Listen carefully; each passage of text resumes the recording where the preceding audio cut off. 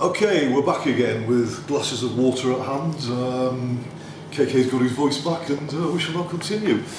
There are a couple of questions fired in on guitars and playing. One specific one is, how big an influence were Hendrix, Page and Clapton and the Masters on your playing?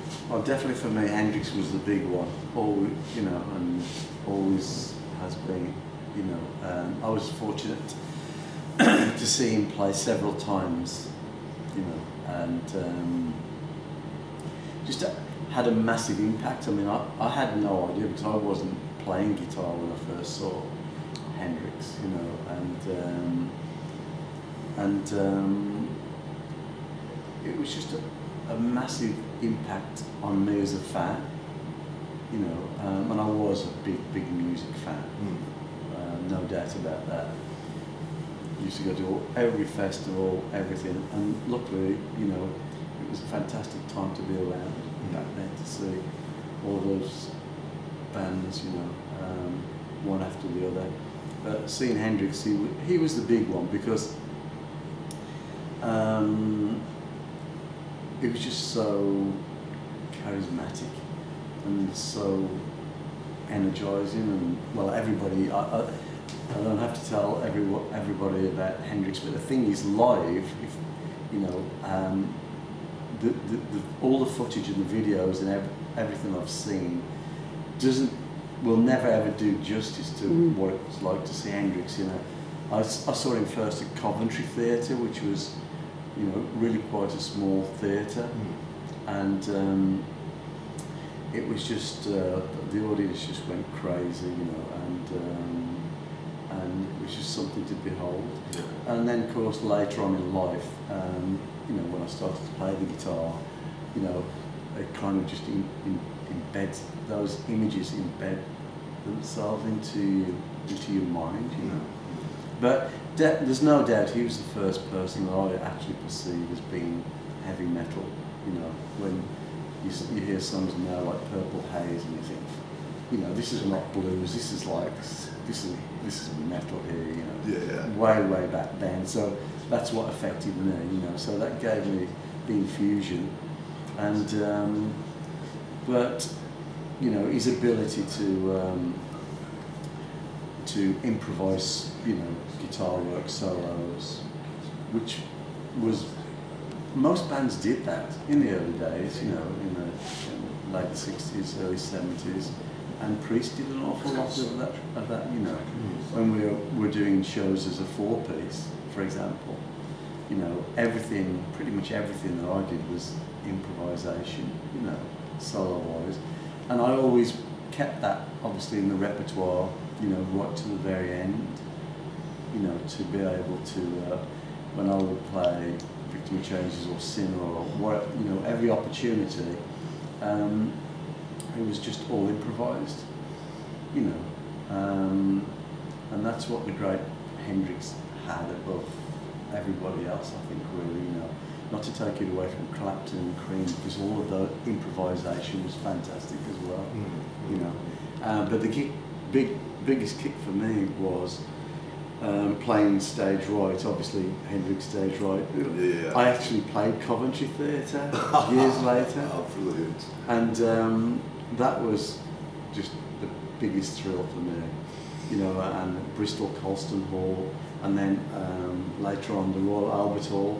I saw Hendrix there doing the two shows back there, and to actually play there, literally standing in his footsteps, was just, you know, a fantastic thrill for me.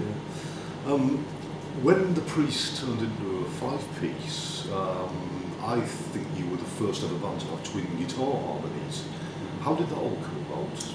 And much imitated since, might I add. Yeah, well, what happened was, actually, the first, we actually managed to get a recording deal with a small label called Gull Records, you know, way back then. And they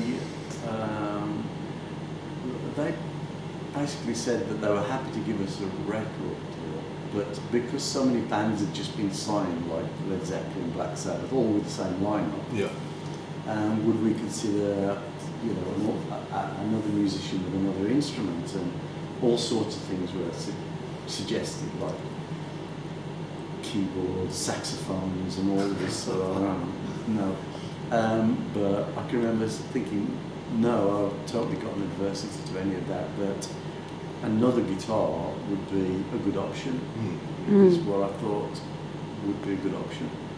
Because simply for the fact that basically when I would be doing solo work, you know, then something kind of dropped out a little bit of the fullness of the sound, and I thought that if there was another guitar player continuing to play the rhythm parts, then that would be really cool, you know.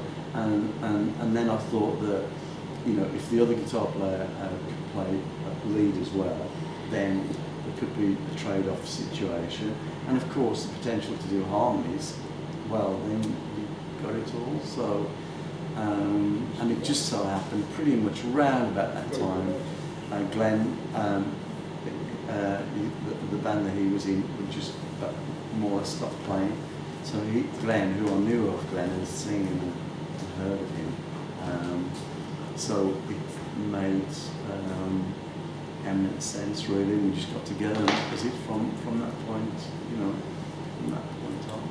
Did it gel immediately, or did it take a lot of hard work? No, it was pretty much full on. We had pretty much the album written, the very first album, if you like, and then integrated, you know, within some of the songs of that album, and the rest is pretty much history, really. You know, the first album, you know, wasn't totally representative of how we sounded live, but lots of bands, I think, went through that frustration of trying to capture, you know, the volume and the energy and the heaviness. You know, I can remember lots of bands, you know, we could never really capture it, but later on when technology moved on a little bit and we got to know recording studios better, then I think that we got better at it, you know. But it took some time, you know, to actually capture what we wanted to the point where we were 100% happy with it. But anyway, is any band ever really happy with the album? You know, the answer is maybe not, you know. You always think everything can be better with more money, more time, you know, and I guess it can. But if I can quote Roy Z, he says that an album is never ever finished. There's just gets to a point where you have to hand it over, you know, you have to like let it go. Stop there.